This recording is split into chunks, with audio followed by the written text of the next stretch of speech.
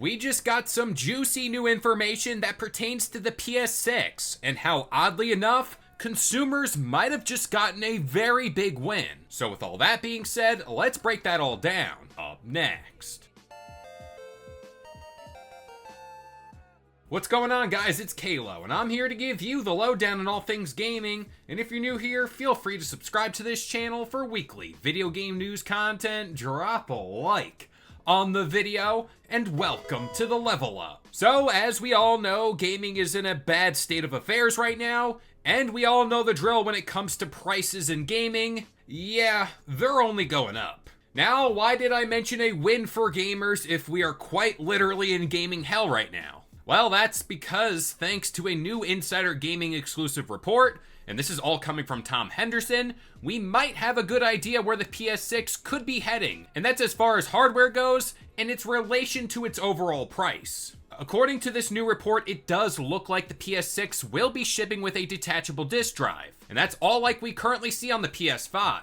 So let's dive into the specifics of this report, and then we're going to expand from there. Quote, identical to the PlayStation 5 and its detachable disk drive, customers will be able to buy the console individually as a digital console, bundled with the PlayStation 6 as a traditional console, or upgrade later by purchasing the detachable disk drive separately. According to one source, unless things are changed at the last minute, PlayStation is firm on the decision, because the disk drive for the PlayStation 5 hit all the company's internal targets. Again, it was reiterated by the source that the decision was made to reduce manufacturing and shipping costs during uncertain times, likely referring to the tariff trade war. These uncertain times have seemingly influenced PlayStation's decision on the look of the next PlayStation 2, as rumblings suggest that this time around, that the PlayStation 6 will have a much simpler design than its predecessor, again, to maximize efficiency, shipping space, weight, and so on. Now, hearing this at face value, I've always thought that there was no more space for gaming consoles to expand, especially when we talk about what would create that noticeable difference, like we seen going from the N64 to the GameCube.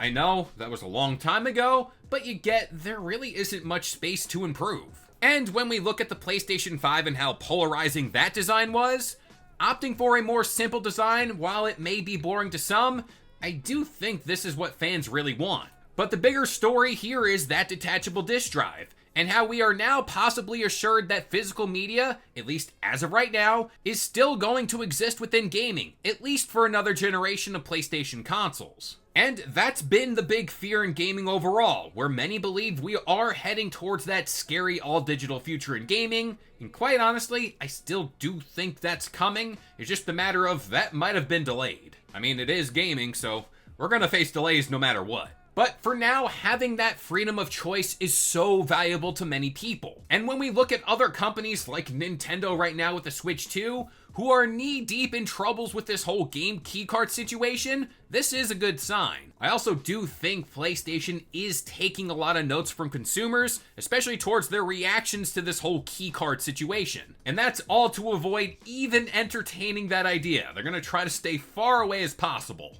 Which, can't believe I'm saying it, but good job, PlayStation. Now, there's another side to all this also, which does show that physical games are still selling fairly well enough for PlayStation to even include that drive at launch to begin with. And when looking at a lot of other companies and developers, they've leaned heavily into digital games across the board. So having this potential here is this massive win for gamers, and a big win for anyone who built up a physical library on the PS5.